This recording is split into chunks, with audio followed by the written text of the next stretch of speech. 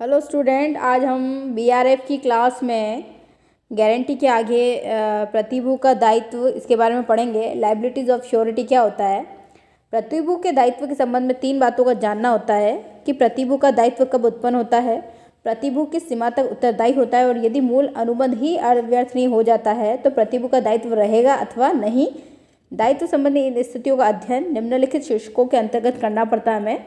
The first one is liability of surety is secondary and not primary। प्रतिभू का दायित्व प्राथमिक न होकर गौण होता है।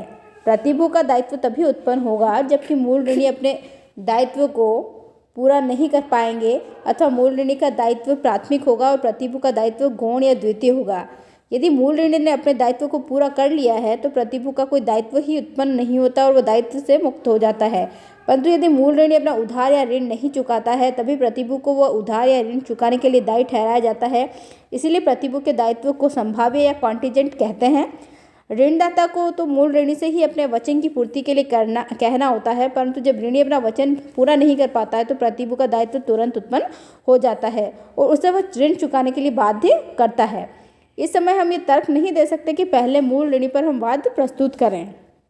यदि वह नहीं दे पाएगा तो ही उसका भुगतान किया जाएगा।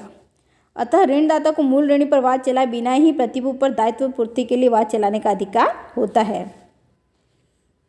नेक्स्ट है प्रतिभू का दायित्व मूल ऋणी के साथ सह विस्तृत होता है। Liability of surety is coextensive with that of the principal debtors. भारतीय अनुबंध अधिनियम की धारा 128 के अनुसार प्रतिभू का दायित्व मूल ऋणी के साथ सह विस्तृत होता है जब तक कि अनुबंध में विपरीत व्यवस्था न हो।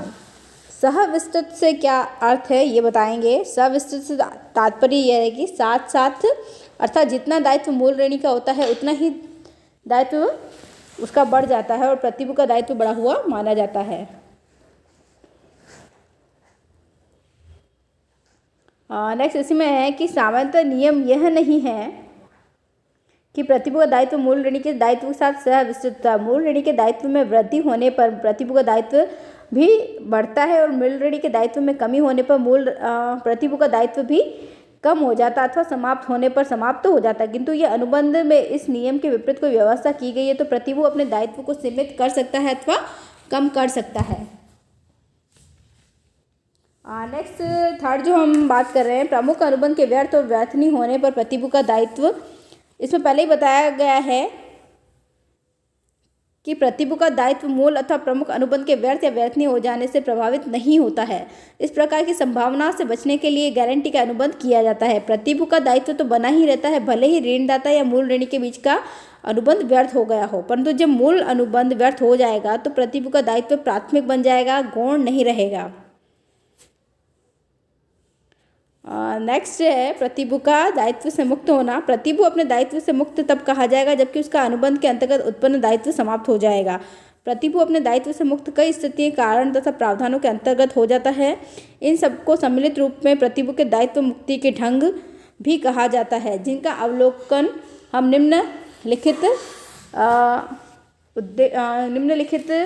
परिस्थितियों के कारण कर सकते हैं। अनुबंध खंडन द्वारा, ऋणदाता के व्यवहार द्वारा, अनुबंध के अमान्य होने पर। Thank you.